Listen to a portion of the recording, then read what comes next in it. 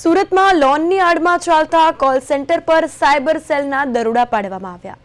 ડુમસના સ્વસ્તિક universal અને પાલનપુરના ટાઇટેનિયમમાં cyber સેલે દરોડા પાડ્યા। આ દરોડામાં ગ્લોબલિંગ ટેક સર્વિસના 2 સંચાલકની ધરપકડ કરવામાં આવી છે।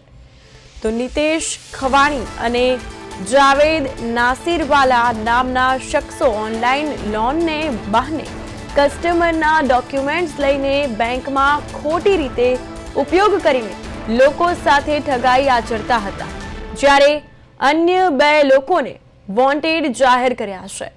તો શોધખોળ શરૂ કરવામાં આવી હતી અને આ ઘટનામાં લીગલ નોટિસ મોકલનાર, ઉઘરાણા કરનાર વકીલ ટીમોની પણ શંકાસ્પદ ભૂમિકા હોવાનું સામે આવ્યું છે। આ સાથે વધુ માહિતી માટે સુરતથી અમારા સંવાદદાતા અરવિંદ રાઠોડ ફોન લાઈન પર જોડાઈ ગયા છે। અરવિંદ, સુરતમાં કોલ સેન્ટર પર દરોડા પાડવામાં આવ્યા છે અને સાયબર સેલે દરોડા પાડ્યા છે, શું છે વધુ વિગતો?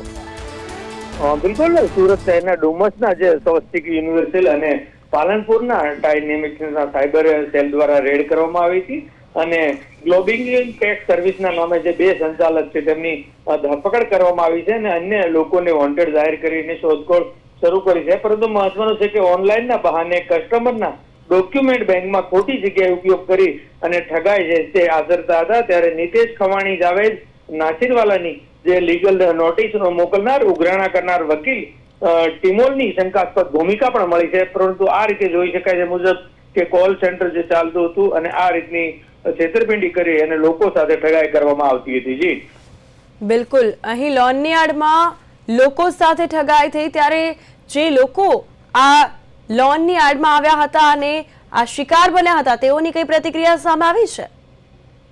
ચોક્કસ, હજુ જે રીતની બંને આરોપી જે ઠગાઈ કરનાર છે તેમની ધરપકડ કરી છે, સાથોસાથ લીગલ નોટિસ જે મોકલનાર અને ઉઘરાણા કરનાર જે વકીલને જે ટીમોલની શંકાસ્પદ ભૂમિકા છે, એટલે પોલીસની જે તપાસના અંતે ત્યારે ધરપકડ કરી છે, પૂછપરછ આરોપીની ચાલુ છે। ત્યારે વધુ કેટલાક ખુલાસા થાય અને વધુ લોકોનો આમાં શિકાર બન્યા હોય તેવા લોકો પણ સામે આવી શકે તેવી હાલ જે રીતની સંભાવના છે તે વ્યક્ત કરવામાં આવી રહી છે। ત્યારે પોલીસે ધમધમાટ તપાસ કરી અને અત્યારે આ પ્રમાણે જે આખું રેકેટ હતું અને તેના પર સાયબર સેલના દરોડાને લઈને જે રીતે વધુ કેટલાક ખુલાસા થાય તો નવાય નહીં, પરંતુ હાલ પોલીસે પૂછપરછનો દોર ચાલુ કર્યો છે।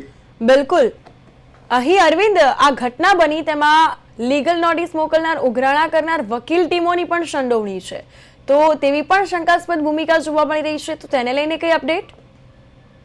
બિલકુલ, એટલે ઓલ ઓવર જોવા જાય તો કુલ રીતે આ રીતે આખું જે ઠગાઈ છે તે કરવામાં આવતું હતું, એટલે કે સાયબરમાં જે રીતનું ગ્લોબલિંગ સર્વિસ ટેક્સ એટલે કે આ રીતનું એક રેકેટ જે ગોઠવ્યું હોઈ શકે છે અને ઓનલાઈનના બહાને કસ્ટમરના ડોક્યુમેન્ટ લઈ અને ખોટી જગ્યાએ ઠગાઈ કરજો, એટલે મોટી જે છેતરપિંડી સાથે ઠગાઈની જે ઘટનામાં વકીલની સાથે પણ શંકાસ્પદ ભૂમિકા લઈને પોલીસ વકીલની પણ જે ઉલટ તપાસ સહિતની જે શંકાસ્પદ ભૂમિકા છે, વકીલનો કેવા પ્રકારનો રોલ છે તે અંગે પણ તપાસ આરંભી દીધી છે। ત્યારે જોવું રહ્યું કે પોલીસ તપાસની અંતે વકીલ સહિતના લોકોની પણ આમાં કઈ રીતની ભૂમિકા છે તે પણ બહાર આવી શકે છે। જી બિલકુલ અરવિંદ, તમામ માહિતી બદલ આપનો આભાર।